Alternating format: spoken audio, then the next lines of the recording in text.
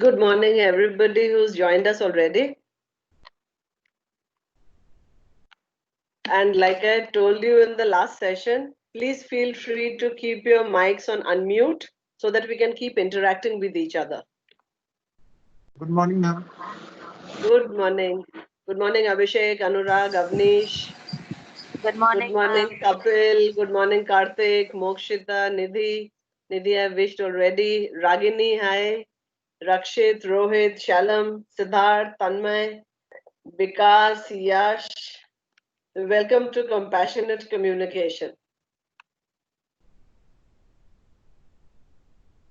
So now I know these young leaders are ready to take on the world. Good morning, Omar. Morning, Andy. And Anshul and I have spoken already. So, and we cannot hear him back. We are starting. Is everybody good to go? Yes, ma'am. All right, Karthik. Who is a compassionate person for you? In your circle of influence, there are many people.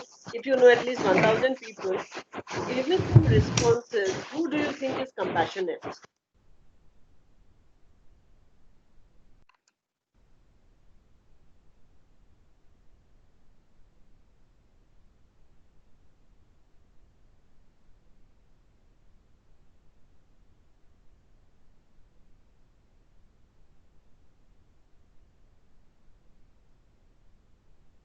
I'm waiting to hear from you. Ma'am, a person who is committed. A person who is committed. Okay. What do we normally mean by the word compassionate? Okay, so you said somebody who's committed. Okay, fair enough. What else? Someone who No, I can't has hear you. feelings for this, like pity or sorrow. Compassionate means Hindi में दयालु जो होता है. Compassionate Hindi में दयालु. Okay, yes, good. तो आपकी नजरों में कौन है ऐसा जिसको हम सब पहचानते हैं? कोई एग्जाम्पल है आपके पास?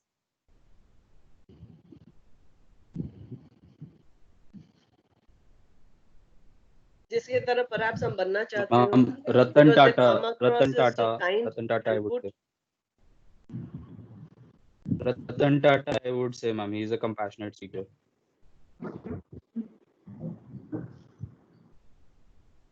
Sorry, let me hear that again. Ratan Tata. Ratan Tata, okay, Ratan Tata, compassionate. Among people we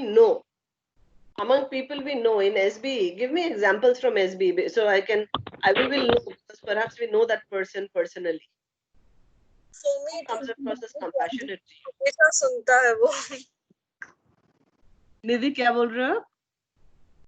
For me, it would be Bhanu Tyagi. हमेशा सुनता है. हमेशा he is like savior actually. Tyagi, because okay, and the reason is कि हमेशा सुनता है वो, which means compassionate for us. Instinctively, somebody who listens to us, we feel is compassionate. Great.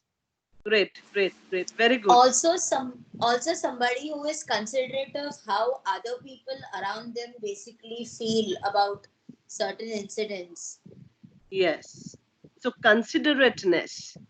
Somebody who is mindful about how other people feel, which means somebody who's a good listener, who's ready to listen, willing to listen, and then somebody who is considerate about the feelings of others. So the things that are coming up are good listener, empathetic listener, considerateness about what? About whether others are getting hurt. To a certain extent also can be added in this. Sorry, say that again, please. Selflessness. Yes, ma'am. Versus selfishness, which seems to be more the trending thing. So versus that, if somebody comes across as selfless, that means not too much into oneself, yes, but more open to the needs and feelings of others. Excellent. Now I know why the people who have joined and who have been here on time are here on time.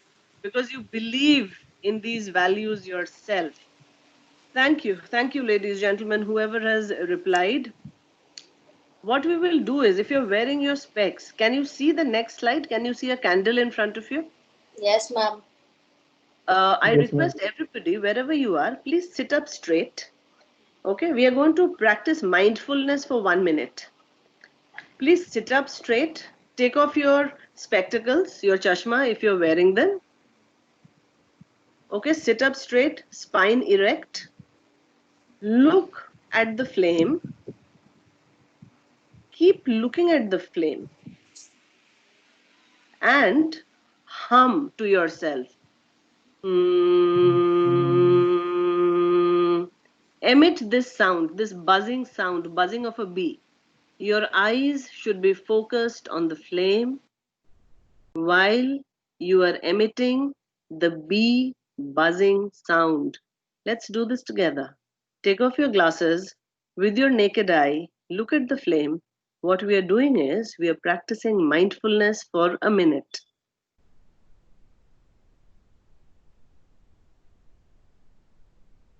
Keep the laptop at the level of your eye.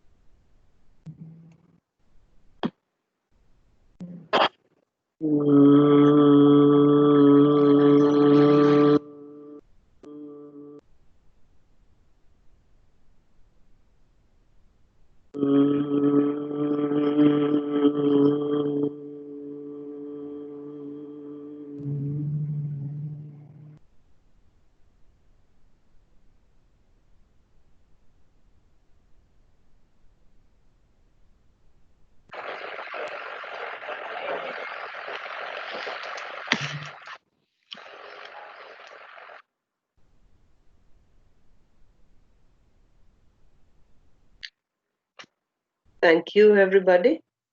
Very gently, rub your palms, rub your two palms, put your eyes, rub your two palms vigorously, put them on your eyes and feel the warmth that you have generated, the static energy that you have generated. Keep them on your eyes and then very slowly open your eyes.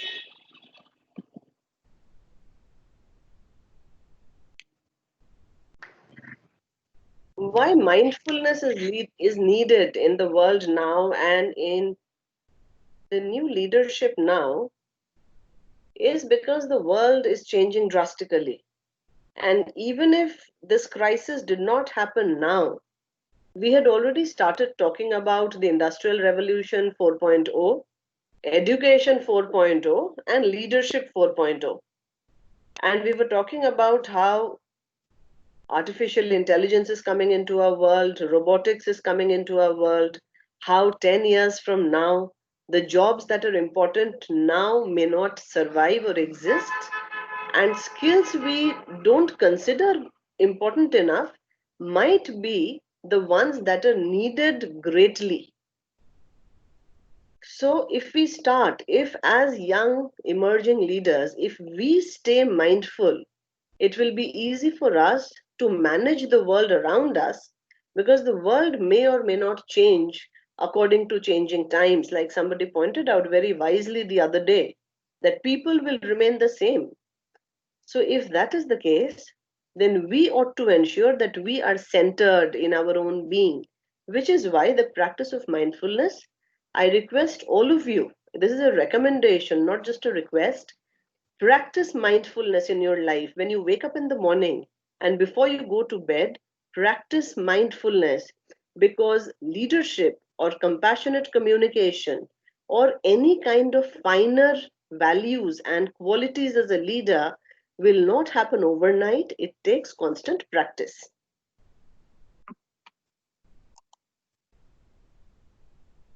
All right, there's a French proverb that says there is nothing new under the sun.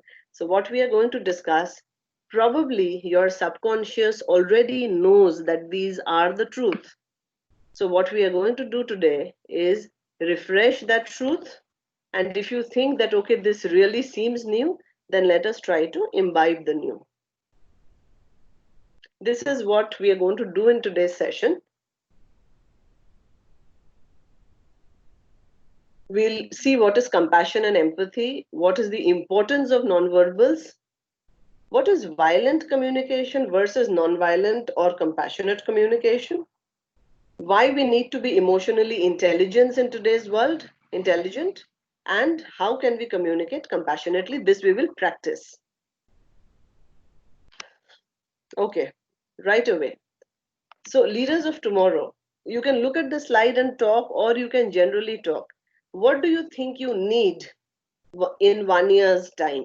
What kind of skills as a leader would you need in 1 year's time? Give me 2 or 3 responses.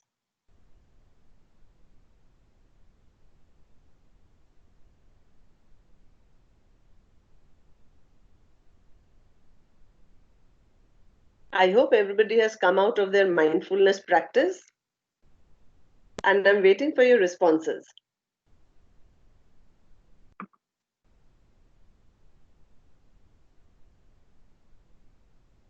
What does a leader of the future need to survive?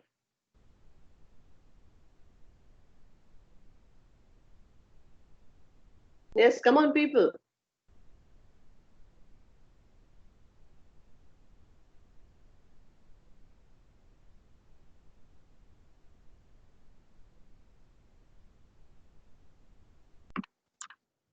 How all the unexpected hardship, ma'am, or situations. All the unexpected hardship or Situations. situation is what?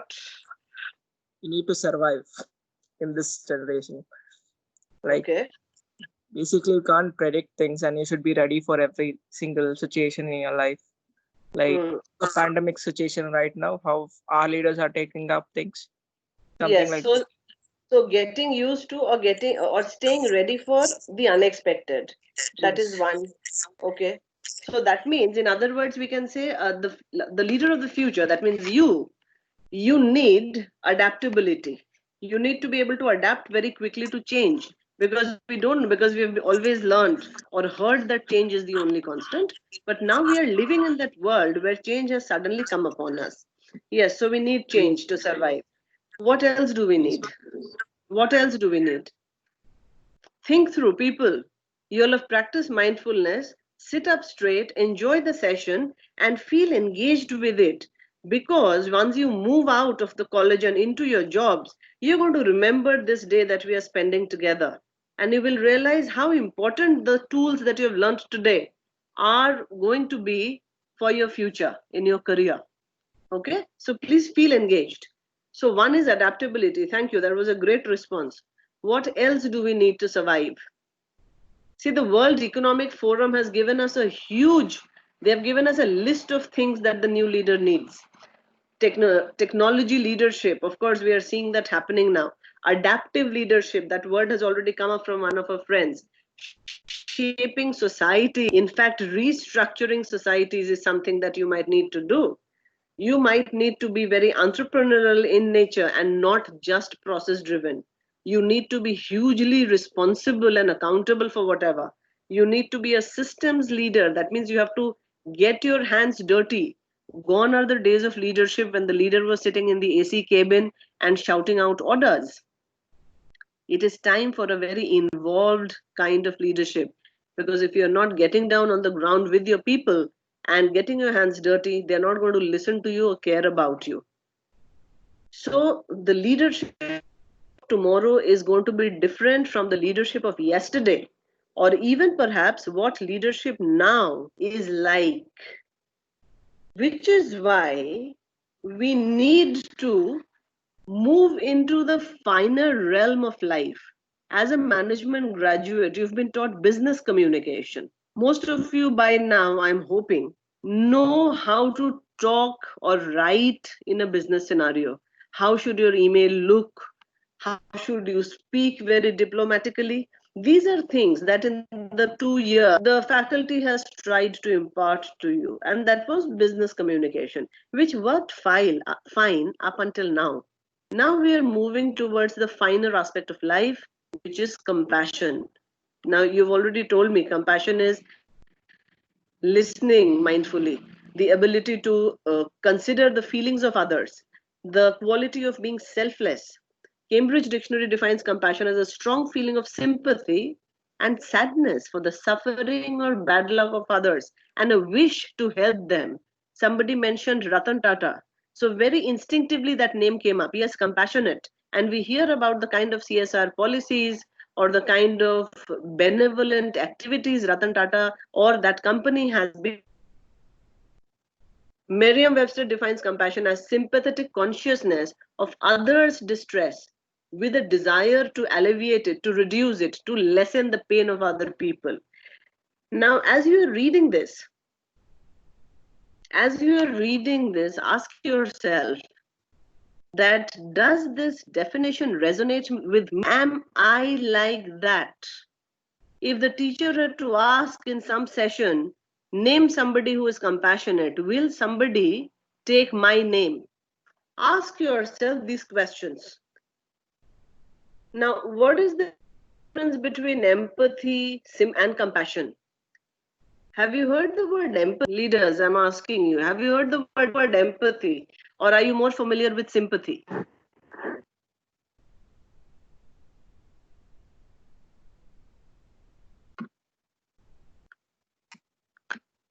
Keep answering, please.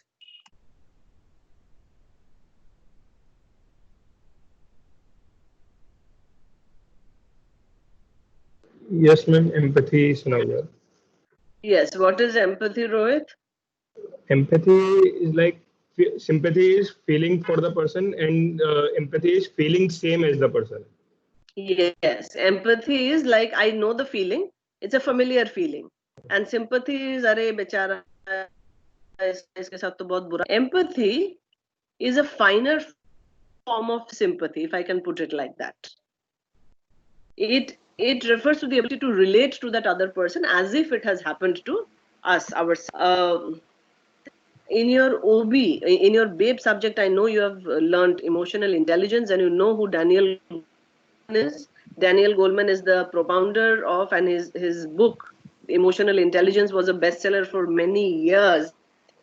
So this American journalist and science writer has a beautiful definition. He says people who are highly egoistic and presumably lacking in empathy keep their own welfare paramount in making moral decisions like how or whether to help the poor. This one we are seeing greatly in action nowadays.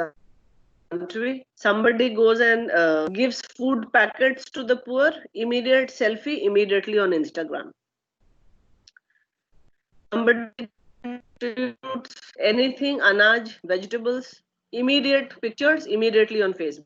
And then you have the rational lot saying that if you want to do social service, just go and do it. Don't take your camera along.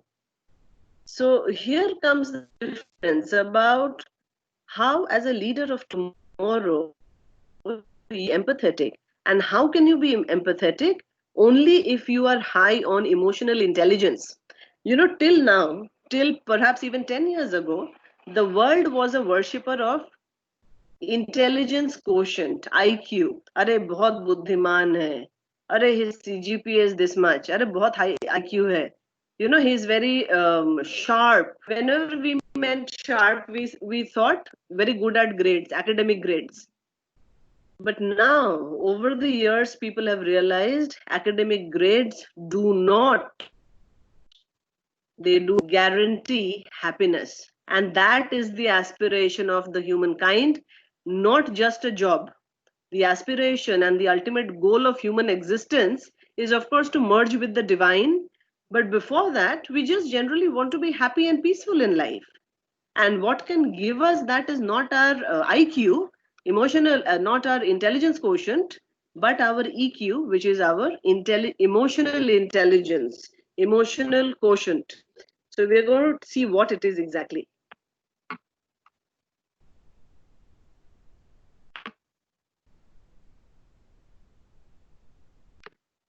And before that, why are we talking about nonviolent or compassionate communication? You know, this concept, we are going to talk about three concepts and blend them together, and you'll see how interesting it is. This concept of nonviolent communication has come from the fact that Marshall Rosenberg, you know, he's an American psychologist, was aware of the fact that there is a lot of violent communication in society, and what should be the opposite of it that can make for positive mental health. That is how he propounded the theory of non-violent communication, because he says that when we judge people, when we are rude to them, when we are sarcastic to them, what is happening is it is our own unmet needs which are manifesting as bad behavior. So anybody who always displays good behavior must be somebody who is very secure from inside. And when you read about that, you understand that that is so true. You look around your classmates, somebody who seems to be peaceful is one who does not need so much of validation from the world. Somebody who's mast molla, he is okay, he or she is fine.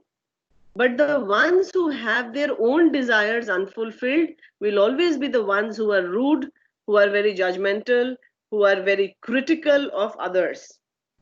So when we are talking about non-violent communication, I like to call it compassionate because that's a more positive word. Now you have to remember what non-violent communication is not. It is not about being nice. It's not about always being nice. Zabardasti ka nice. No. It is about being real. It is about understanding that yes, I can make a mistake, so can you. It is just being considerate, like you use the word. It is not about stifling intensity, but about transforming. It is not about changing other people or getting them to do what about what we want. It is about us understanding.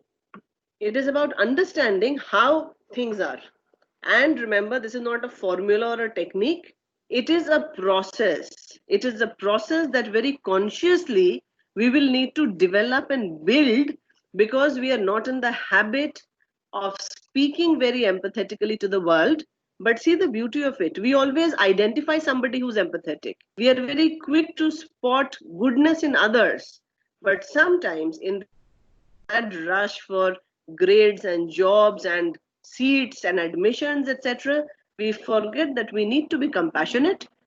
We need to be dignified and gentle to be able to make a mark in society, because only technical expertise is not going to secure us anything much in future. For all we know, a robot is going to come and take away my technical expertise, which is why I need to emphasize so much on the finer aspect of myself.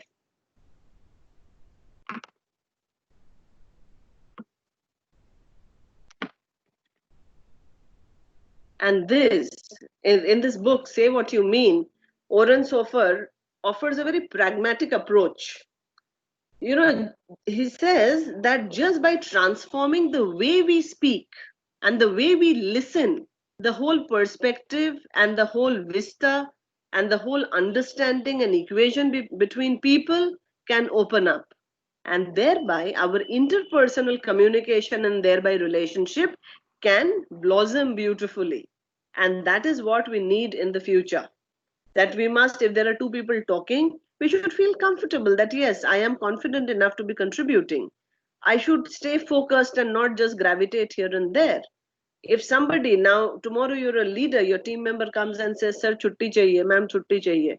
You have to understand the authentic concern behind this statement, because remember, it is difficult for everybody to ask for chutti when a project is on. You must understand that what is the real concern behind their request.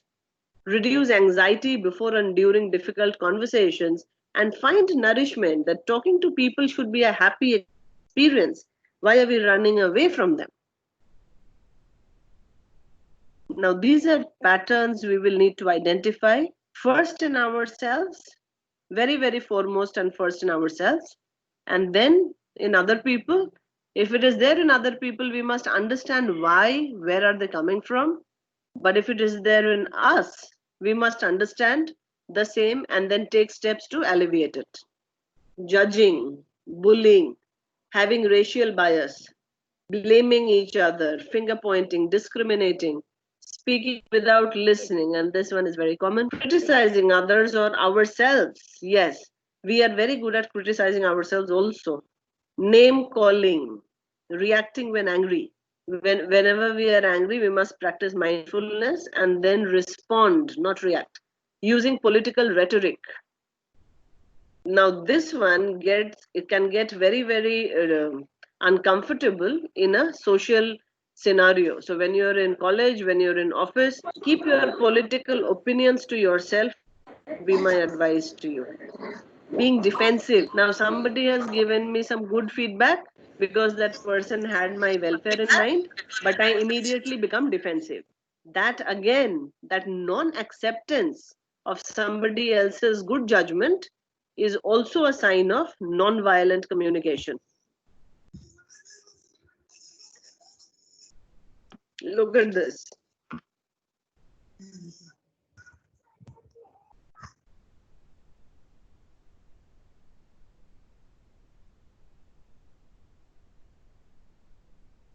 Now, sadly, what has happened is that the so-called successful people, the so-called successful nations, corporates, organizations of the world seem to encourage non-violent communication. That is wrong. I will criticize it left, right, and center. If it has done something which was not up to my standards and I'm the manager, then I have the right to bully my subordinate. And only then can I establish my authority as a leader. So somehow the capitalist economy has come to support and endorse almost these kind of communication patterns. And we take it as okay if an authority shouts at me.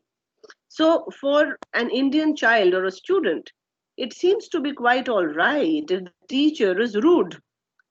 For the teacher, it seems to be quite okay if the director is rude. For the director, he will accept it if the head of institution is behaving badly with him. Because this unquestioned compliance has become a way of life. Nobody is really communicating compassionately, and thereby we end up avoiding our superiors. What happens is the student will always avoid the teacher because you never know how they are going to behave.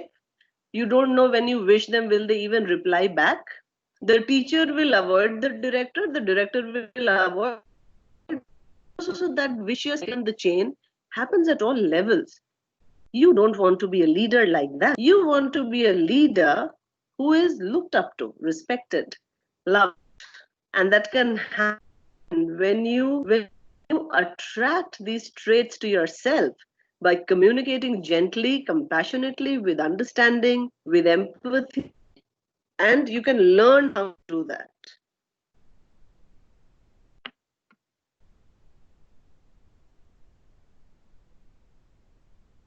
Now here is Daniel Goleman. We'll do a quick refresher for all of you who know it. Treat it as a refresher. For somebody it is new, just listen to this carefully. But all right, this is a video, so I perhaps need to share it again. That's what I'd been told the other day.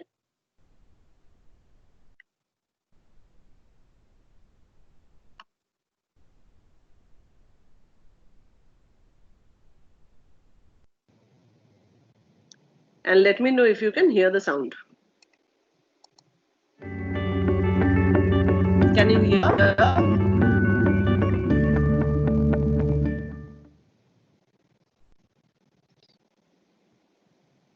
Emotional intelligence refers to how well we handle ourselves and our relationships. There are 4 domains: self-awareness, knowing what we're feeling, why we're feeling it, which is a basis of, for example, good intuition, good decision making. Also, it's a moral compass. The second part is self-management, which means handling your distressing emotions in an effective way so that they don't cripple you, they don't get in the way of what you're doing, and yet attuning them to them when you need to so that you learn what you must.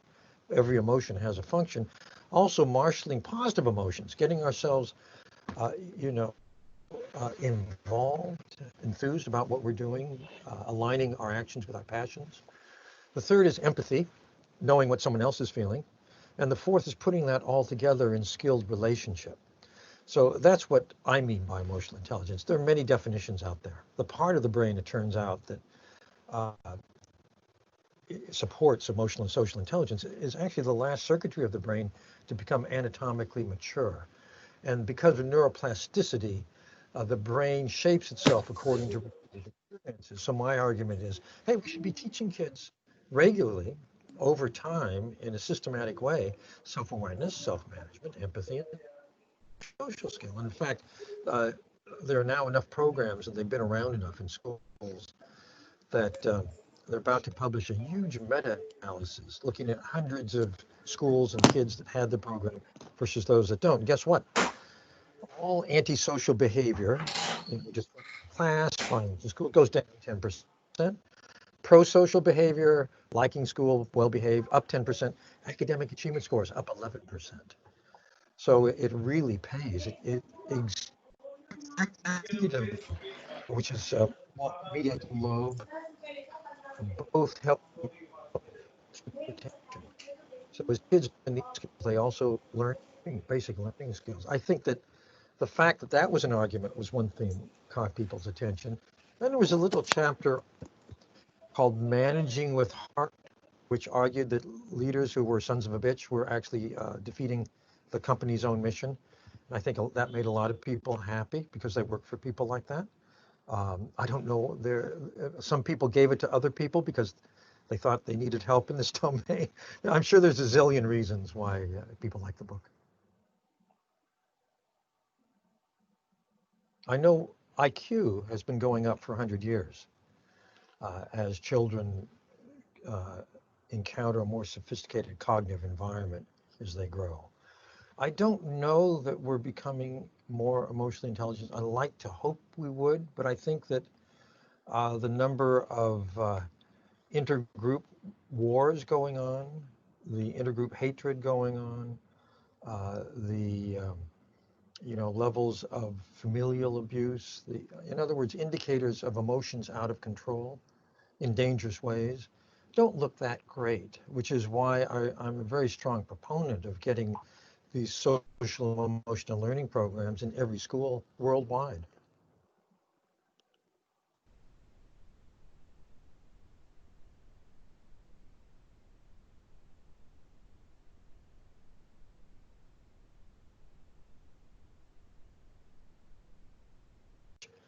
At empathy, particularly emotional empathy, sensing in the moment how the other.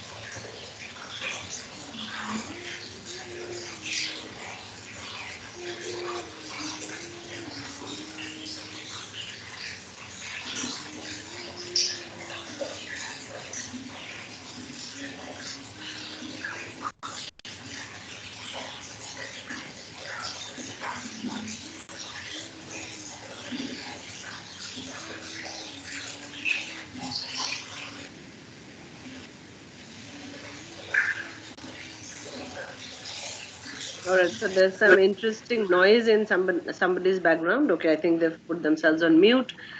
Could we hear Daniel Goleman?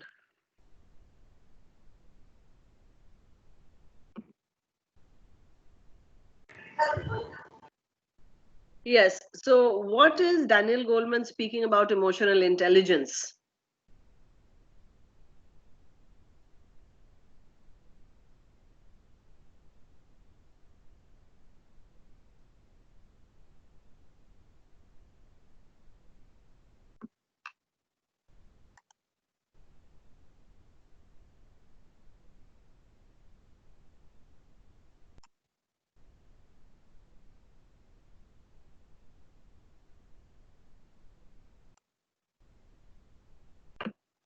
People give some responses. What did you remember or realize from Daniel Goleman's talk on emotional intelligence?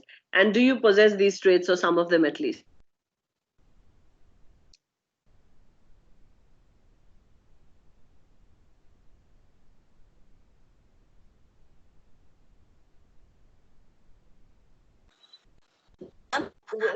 With respect to the self-realization part of it, some points are relatable, but whereas this is actually a good video to basically realize what are we lacking on. You can just get better by looking at this. Okay, thank you, Shalom. So EQ mainly comprises 4 components. One is self-awareness. Now, as young leaders, this is where you will need to work. And I think all of us need to work on this part.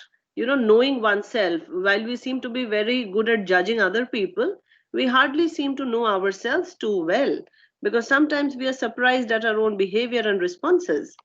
So, one, self-awareness, and then our relationship with ourselves. The other one is our relationship with others, which is what he calls empathy. And then how to put all of this together and keep our social relationships intact. Because remember, as a leader, it is impossible that you will be able to function effectively alone. You need your team to be with you. See, a team will be with you even if you are a ruthless leader. Why? Because they need the job. You will have a young team because you're very young yourselves. So a young team may not be very particular about loyalty. You are bad 6 months, they leave you and go. Nobody leaves organizations, they leave their immediate bosses, is a cliche by now. But as you grow older and you mature into the corporate realm, you will realize that people are perhaps not moving, but they're not too happy either, unless you develop your EQ, you build your self awareness. And how are you going to do that? By practicing mindfulness. You're going to invest in yourself and become the best version of who you can be, so that people look up to you, so that they want to work with you and not for you or under you. They want to work with you, and they're not changing their path when they see you walking down the corridor. Are Baba, leader aa gaya, bhago. Oh Baba, boss ka phone aa gaya, why does he call now? No, you want to be somebody who is a gentle, who is a kind person. So Daniel Goleman talks about all these, and he talks about gratitude. See, this industrial revolution 4.0 and then the leadership that we're talking about is emphasizing a lot on these 3 or 4 elements. They are emphasizing upon mindfulness, they're emphasizing upon compassion, they're emphasizing on gratitude. If you nurture these finer qualities, you will see the value and the quality of your own life improve, because you're so focused on the positive, you will not have much time left to dwell on the negative. Does that mean the negative doesn't exist? No. We are mindful that that exists too, but we make a conscious decision about where our focus needs to be. And that is what makes you a leader that people will look up to. Please remember that.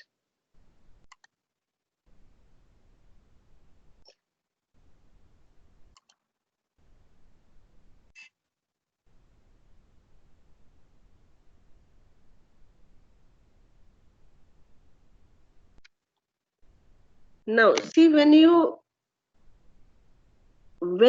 decide to see things in a certain way, the way of seeing changes the thing you are seeing. Okay, listen to this carefully. When you decide to see a thing or a person or a situation in a certain way, the way you see the thing changes the thing that you see. You decide to wear a rose tinted glass and you look at somebody, you will find the person very good. You decide to wear your judgmental glass and you want to look at the person, you will find the person judgmental. So, to develop a practice of compassionate communication, what are we doing? It is an empowering feeling. It is awakening our inner ruler and it is awakening our subconscious faculty. And through this awakening, we are realizing that this other person that I was blaming, that I was criticizing, judging, discriminating, is also a human being, just like me, and is as much capable of making a mistake, just like I am capable of making a mistake myself. So, why am I running that person down? Why am I insulting? Why am I deriding? Because books tell us, all holy books tell us, do unto others as you wish others do unto you. That means, like you want to be treated, treat other people. And there is this very famous story of Alexander and Porus. And when Alexander was conquered and he was asked that how should you be treated, he says, like a king deserves to be treated, even if he is a prisoner. So when we practice compassion, we develop a certain understanding of people, and we realize that just because somebody has made a mistake, somebody has given me a data which is incorrect, it does not mean that I'm going to, run them down as if it is the biggest blunder of the world. It is all right. He or she has made a mistake. I can make a mistake too. So this clip art says, brain, look. And no, can't you see I am busy? Because the mind with a lens is looking at all the bad. Now, there's a very good quotation here. If other people can make me angry, I'm not a master of myself, or better stated, I've not yet found my inner ruler. In other words, I must develop the inner faculty of allowing impressions of the outer world to reach me only in ways that I have myself chosen. That gives you power over yourself, that you will decide what can affect you. Too often we hear youngsters and everybody, people saying, अरे मेरा mood खराब कर दिया यार सुबह सुबह आके. नहीं, आपका मूड कैसे कोई खराब कर सकता है? Your remote control is not in somebody else's hand. It is in your hand and you better keep it there. And you practice how you will spend your day and your month and your years should be in your hand. Of course, there is an element of luck. We are bowing down to it. It is definitely there. But for every small thing, somebody cannot just come and say, mood kharab kar diya. And if your behavior is good, chances are very remote that somebody will come and make your mood kharab, because they will be taken in by your positivism and they will talk like you are talking. So ensure that. Marshall Rosenberg, again, the founder of Nonviolent Communication, beautiful quotation. What I want in my life is compassion, a flow between myself and others based on a mutual giving from the heart center.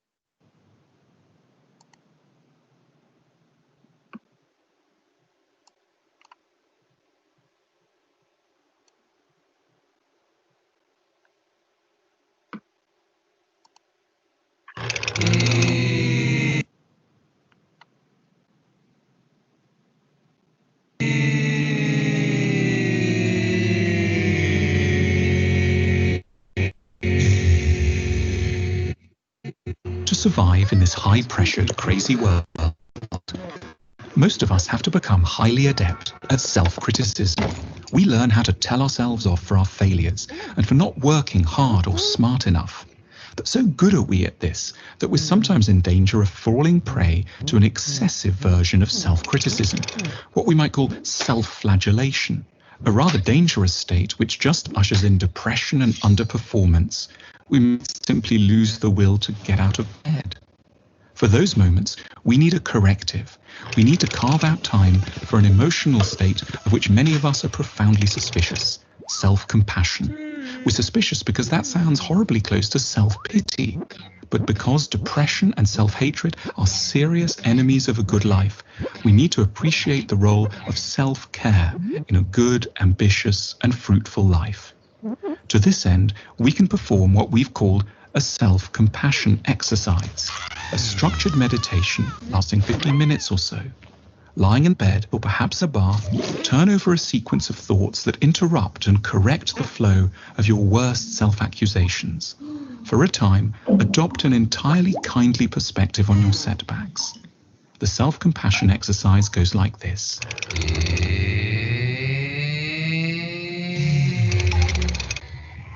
We're so in love with success, we fail to notice the scale of the challenges we routinely set ourselves. There is nothing remotely normal about what we've tried to achieve. We've failed, but given the mountain we were trying to climb, the conclusion doesn't have to be that we're simply fools.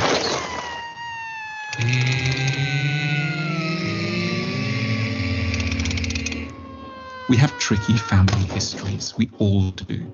There were things which happened to us at the hands of others which can help to explain some of our current troubles.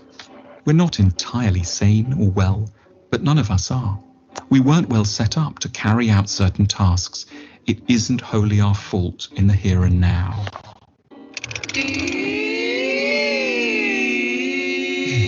From the media, you'd think everyone was rich and famous and successful. But in reality, undramatic, quiet failure is by a huge margin the statistical norm. We shouldn't tear ourselves apart for not managing to beat what were, in truth, awesome odds.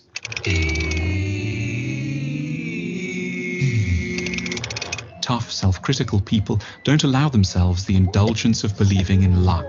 They take responsibility for everything. They think winners make their own luck. But they don't, for the most part. Luck is a genuine feature of existence. We're robbing ourselves of fair consolation by believing that we're entirely in control and therefore entirely to blame when we crash.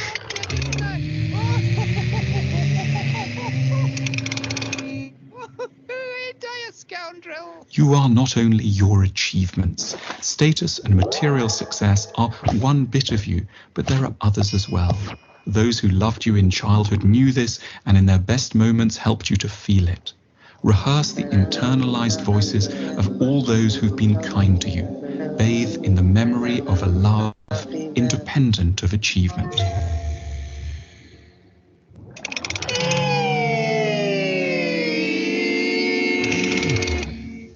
It seems it will never end. That's not the truth. It's just how a crisis feels. You need to reduce expectations to zero for a time. Take each new hour as it comes. And without being banal, what you need most of all is some rest.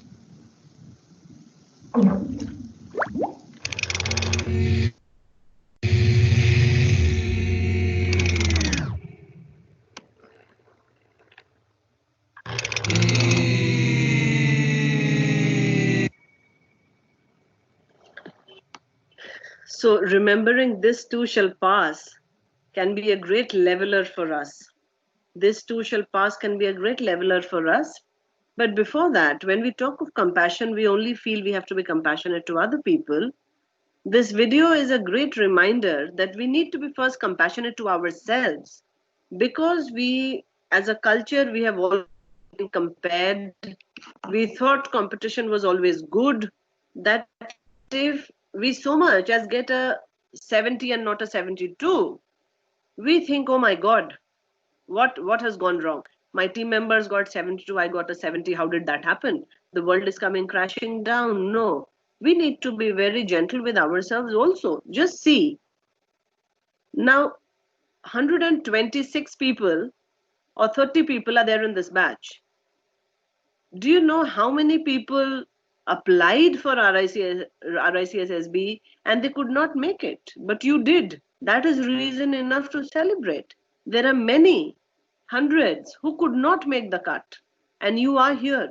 So you have to understand that what you have today is what you are managing quite successfully yourself, and you're working hard and you're going to do it well. It is just a matter of time. So self-flagellation or always running ourselves down is not a healthy habit, because when we do that to ourselves, we end up doing the same to others, which includes our team members, and you're soon going to be working with them. So if you are positive, if you are upbeat, if you are optimistic about yourself, about the world at large, about situations, about things, you will rub off that energy onto your team members and they would want to be with you. So practice that. Self-compassion is not self-pity. We must love ourselves. We must be kind. We must stay connected to our own soul. Sometimes I know what I'm being told to do is something that doesn't resonate with my ethics, and yet I have to do it. Then go and have an open conversation with the superior who's told you to do something which is not being allowed by your moral compass. Keep your communication channels open. That is the key. Whoa, we are coming to this. What are the 4 components of nonviolent communication or compassionate communication? There are 4 components. One is observation, and after this, after a while, we'll practice speaking like this. One is observation. Second is feeling. The third is a certain need. And the 4th component of compassionate communication is a request. Now, what is the observation? The observation has to be free of judgment, labels, diagnostic. So you start talking like, when I see you in class. Feeling. When I see you in class, I feel very happy that somebody who can listen so mindfully is present today. So what you're doing is, when you're talking to somebody like that, you are telling them about what behavior of theirs makes you feel happy. And the last part, the last component of compassionate communication or nonviolent communication is a request. May I request you to continue being as responsive as you are. I wish I were like you too. That takes request to a further level when you're expressing a desire that you want to emulate, you want to imbibe this person's values. Imagine how happy that person feels. Instead, if you had just told him, "Arey tu aa gaya," which is also a friendly way of saying things, which is great. But if you had to talk compassionately, you're talking about your observation, you're making it very step by step. You're talking about an observation, you're talking about how that makes you feel, you're talking about which need of yours is getting fulfilled by that behavior, and then you're making a request that could that behavior, for example, continue, because that would be great. See, this is what we've just spoken about, expressing things with compassion. Now, we are going to, remember I told you we are going to tie up 3 concepts. So we have looked at Daniel Goleman's EQ. We have looked at Rosenberg's model of nonviolent communication. We are looking at, you know Maslow, you have read about Maslow's hierarchy of needs. Now, in this ladder of needs, you know why Maslow was different from the psychologists of his time was, when the other psychologists in that era were talking about what makes people insane, Maslow was asking, what does positive mental health look like? And he kept researching on this, and by now we know the word self-actualization, which is the top of the hierarchy of needs. This is what made Maslow famous. Now, why are we tying up Maslow with compassionate communication is, you will see when you communicate compassionately, what need of yours is being met by the other person's behavior. That understanding, this is very scientific. And at the beginning, it might feel very heavy duty. But as you get used to it, you will understand that this is scientific and it can be seamlessly then implemented. So, see, Maslow was talking about these needs: physiological, meaning food, clothes, shelter, roti, kapda, makan. Then safety needs. I need to feel, why are we all at home? Because we need to be safe. Love and belonging. Do you love me? Yes, I do. Self esteem. I mean, what is your designation? When is the next promotion? What is your salary? Till here, he says these are the basic needs of man. So, although you've reached the fourth level, esteem, he still calls these deficiency needs because you're still talking about basics. When you reach the pinnacle, when you reach a self actualization stage, you are at a profound stage. You don't need anybody's validation because you are thinking of deeper aspects of life. You are thinking about how to be compassionate. You are thinking about how to give back to society. You are not bothered about the roti kapda makan, whether somebody likes me, somebody doesn't like me. Arey wo mere bare mein kya soch raha hai? No, you're not thinking. You have gone beyond all that. And you have gone to the stage of your growth. So, as young leaders, people, my request to you is, keep Maslow's framework in your mind and ask yourselves, are my physiological needs met? रोटी कपड़ा मकान हो गया मेरा, so keep ticking. अच्छा चलो अभी मकान नहीं हुआ है, चलो अभी खाने को तो I am getting food. Safety needs, चलो अभी तो चलो 137 में लॉकडाउन है बट ठीक ठाक सब हो जाएगा.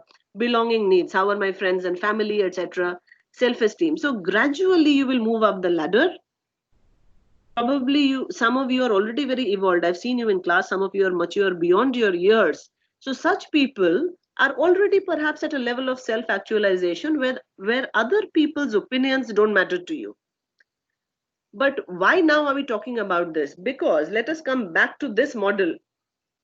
And now we will practice that when, okay, this is my example for you. When I see, this is observation stage of that model.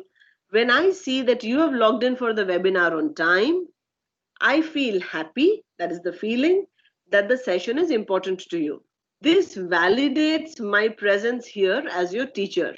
What is this need? That is my need, that I need to feel important, that yes, I am your teacher and you value that. May I request you, this is the request part of the model, may I request you that you continue your punctuality and encourage your friends to do the same. Now, when you're talking like that, initially it might feel that, oh my God, that's a very long sentence. It is appearing long because we are learning a new language. The moment you've mastered it, it will become effortless. Okay, the moment you've mastered it, it's like building a building. You have the scaffolding, and once your structure is ready, you remove the scaffolding, and then it is just the structure. It is neat. So once you start talking like this, you will get used to it. We will take 5 minutes practice time. I want a couple of responses where you are talking compassionately with a classmate, a team member. Think up of any scenario and then use the non-violent communication model of observation, feeling, need, and request. Okay, your practice time starts now. It is 12 already. By 12:05, I want responses.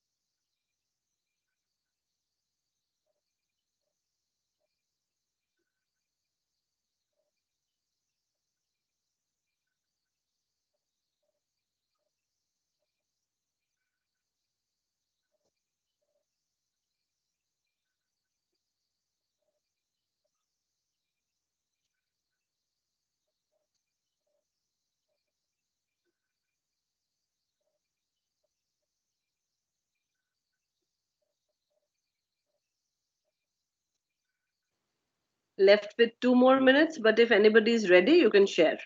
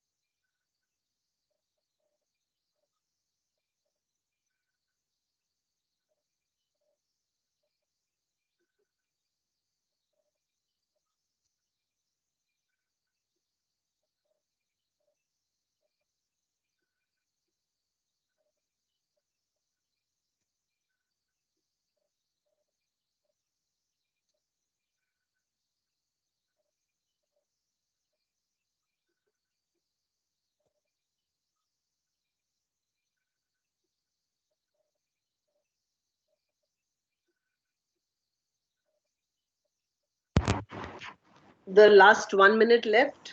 If anybody is ready, you can start. We are practicing how to speak compassionately.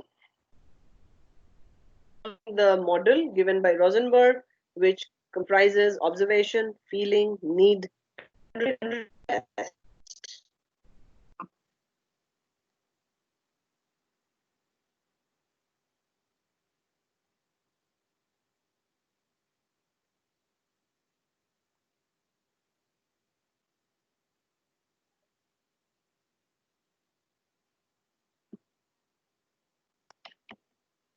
All right, it's 12:05 already.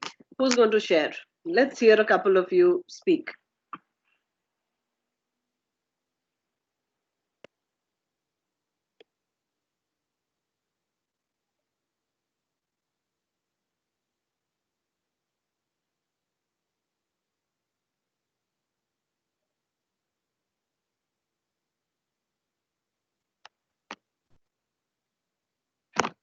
In one of the next slides, of course, I have a concept like silence also, but now I realize it is not a virtue in a webinar. Silence is definitely not a virtue. All right, people, let me hear you speak. Yes, Avnish. Ma'am, I would like to my example would be when I saw the email of SB coming for the webinar, I felt very happy because I felt the need of having this session in this unprecedented times. So I would request, may I request the SBE to bring in more sessions like this to keep us busy and help us utilize the times. Excellent. Excellent. See, what is happening is when you talk systematically like this, whoever is listening to you understands exactly what good they have done. Now, at this point, we need to remember that there are always two parties in a communication. So maybe I am the participatory one or I am the onlooker. If I am the onlooker and if Avnish has spoken, he is the participant, I am the onlooker, I am SBE. Now, this conversation was very good and it made me feel happy. Suppose Avnish had said that, may I request you not to have these sessions every week? Then, as an onlooker, also, I must exercise a responsible. My first choice could be that I take it personally and I feel hurt about it. That's my choice. As a leader who uses the executive brain and not the primitive brain, your choice will be, okay, let me talk to this person and find out, if not every week, how frequently would help them better. And Avnish, one feedback for you. Instead of using the word busy, we could also use the word engaged. Okay, ma'am. Okay. Okay, so the way we are using our words judiciously can give it a lot of weight And as a leader, you need to use your words very judiciously and, of course, compassionately. Now, when we are talking compassionate communication, always remember we are being kind to ourselves also, and we are being kind to others. But not all communication will happen in a positive note. So if it is not a positive news, then how are we communicating? Oh, you're always watching Netflix. Okay, now this can be a truth of many people's lives now. But the tone, the way it is said versus my concern is, or when I see that you are watching Netflix for 6 hours in a row, I feel that you could have utilized time more effectively, because the need of the hour is that you need to also complete your exams.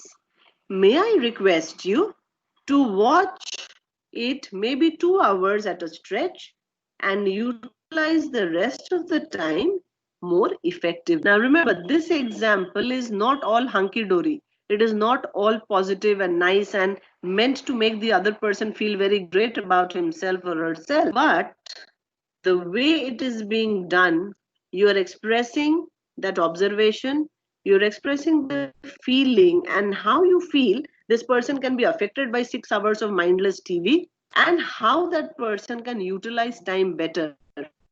So when you give feedback like that, your team member is likely to take it better. Thank you, Avni. One more, let's hear it from one of you more. The session is stretching by, I think, 10 more minutes. Please bear with us. Okay, let's hear another example. Avnish, that was very good.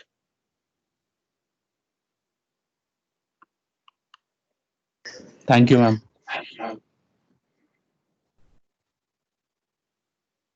Jitesh, do you want to give an example? I can see on screen here.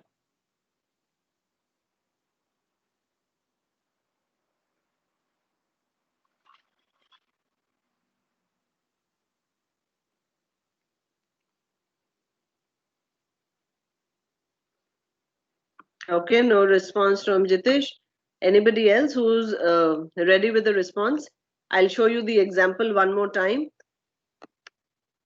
The model is we use observation, we use feeling, we use need. So we have to be aware of which need of yours is being met, or where is that other person coming from? What are they actually wanting to say? And it ends with a request.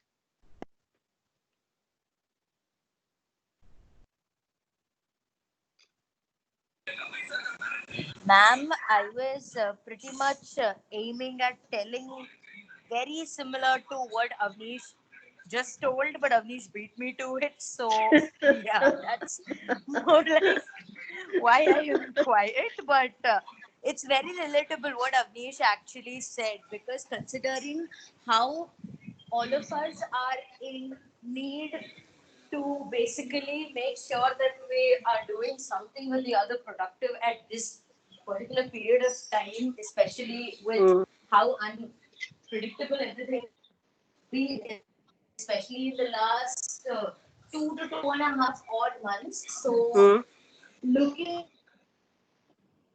that has been taken.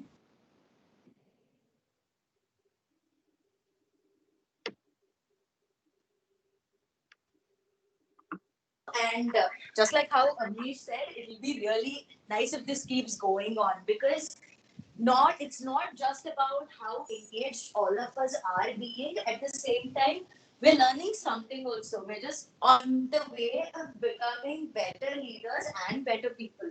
So, yeah. Thank you, Shalom. Thank you, Shalom. That helps us as a team. That helps Omar, Anshul, and self as a team also to take decisions basis your feedback. And yes, this is how communication helps. So everybody who's not contributed, and I know you wanted to, please keep the model in your mind and remember, compassionate communication does not always mean being nice and hunky-dory. It could be that you are conveying news that the other party may not like, but more than the what you are conveying, The how you are conveying it will make all the difference. And this you already know in your communication class, that between verbal and non-verbal, if there is a difference, then people will normally remember your non-verbal, they will remember your eye movement and not the word. So please remember the how over the what.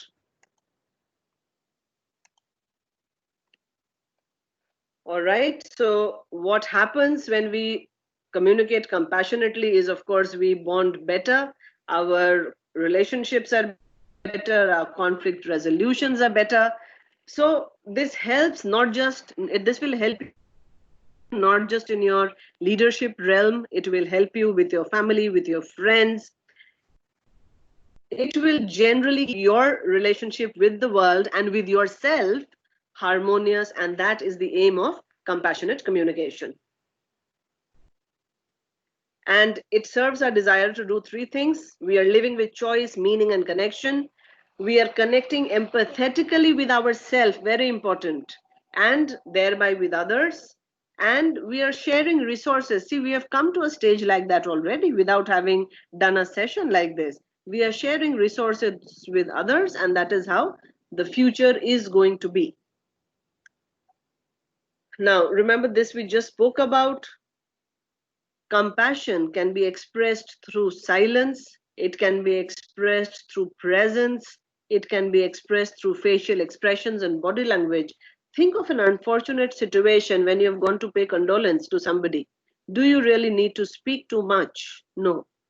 You need to just go there and stand and perhaps put your arm across the over that person's shoulder. That presence is enough. And the silence with that presence is very welcome. You don't need words. Words are meaningless at a time like that. So please use your wisdom in how much to speak and when and where. This context is very important. This we know already, so I'm going to skim through. I'm sure everybody remembers this formula. What is 55, 36, and 7? Quick response I'm expecting for this. 55 is non-verbal, or I think something. Oh God, this came in the second module. I think before ethos, pathos, and. Okay, so 55 is non-verbal. Very good. Keep going. What is 36? What is 36? What is 7?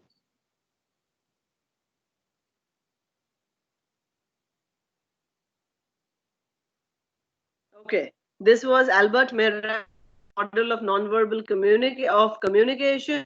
55 is non-verbal, 100 marks to Shalom. 38 is visual communication. This happens through the tone, through the colors you're wearing, through your expressions, gestures, and only 7% is verbal. So people remember only 7% of what you're speaking. The rest of it, they remember your tone, how happy they felt in your presence. They remember their own feelings when they were there with you. So all that is much more important than the what that you're speaking. Unless, of course, you're in a conference where you're presenting a paper, then your content is king. This we are not going to stop at because you know this. Remember, the quality of your communication is the quality of your life. You've known this. I start my business communication class by saying this: communication is not a subject, it is a way of life. And why, as a compassionate leader, you will get results is because people don't care how much you know. They want to know, do you care for them? Can you help them? And can they trust you? This is what will make the cut. Now, the next I have a Simon Sinek video, which we are running short of time. So I'm going to skim, but I'll send you the link and you can watch it. When he talks about leadership being only about people, not about being knowledge or degrees or credentials. The fact of the Now, a Stanford University study showed that 10 years after MBS graduated, their GPA did not determine their success. Their success was dependent on how they were able to connect with the world Could they speak? Could they network? Could they form bonds with people? That is what made them more successful, not how much they had scored in their MBA degree. So there are some tips for small talk. This I'm going to share with you. Anybody who feels that, no, I'm very shy, I'm hesitant, I'm an introvert, I cannot open a conversation, please practice all these tips. Be the first to say hello, it's fine. Learn to listen more than you talk. An introvert anyway does that a lot. There is a TED talk here which you can play later once you have this. Have something interesting to contribute, watch your body language. So please practice these tips, you will get better. And always remember, as a leader of tomorrow, that a word of kindness is better than food. See, we just talked about this. Every communication is actually two conversations. The verbal and non-verbal, when the two conversations are not aligned, people believe the non-verbal every time. They remember how you made them feel. Please remember this as the future of the nation. And for effective communication, you need to remain peaceful. For that, you will mindfulness. For that, you will practice your breathing. Nadi Shodha. And always remember this, that the world's greatest technology in the world has not and will not replace the ultimate relationship tool between a customer and a business, and that is the human touch.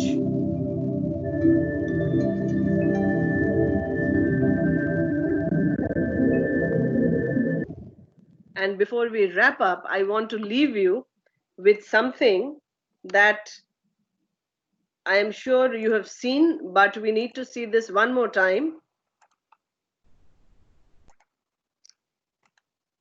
so that we remember what is important in the world.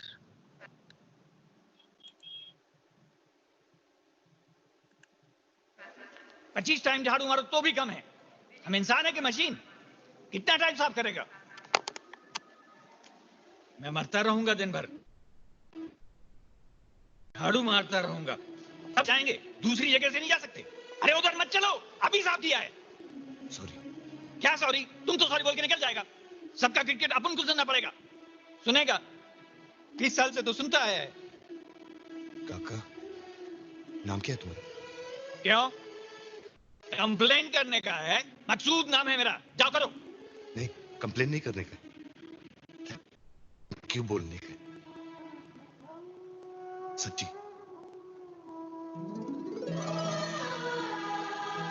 तुम बहुत मस्त काम करते हैं मकसूद भाई। Patient लोग जब ठीक होता है ना, तो सब डॉक्टर को थैंक यू बोल। तुम साला सबका कचरपट, तुमको कोई थैंक यू नहीं बोलता। मेरे को तुमको थैंक यू बोलने का मकसूद है। थैंक यू मकसूद भाई।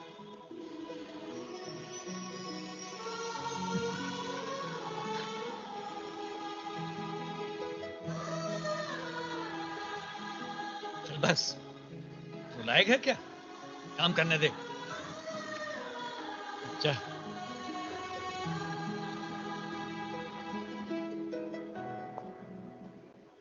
सॉरी। कोई बात नहीं, जा जा, हो जाएगा सब।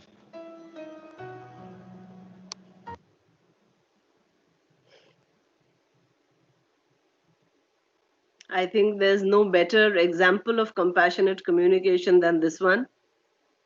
And the Jadoo Ki Jhappi may or may not always be possible in your workspace, but heartfelt emotion and communication always helps. Thank you so much, everybody, for being so patient. Thank you, ma'am. Thank you, ma'am. Thank you, ma'am. Thank you, ma'am. Have a good day. You too, all of you, have a good day. We stretched by around 20 minutes. And now I realize this session should have actually been a longer session, we could have scheduled it longer, but for now, this is good. I hope all of you start, practicing it now that we have a little more time on our hands. Practice this as a model. Start talking like that to each other. Initially, it may be a little awkward. Your friends and family may even make fun of you, but that's all right. You are on your way. You're preparing for greatness. Remember that. You are on your way to be the leader of tomorrow, and it is going to be a different world completely. So upskill yourself. Thank you so much, everybody.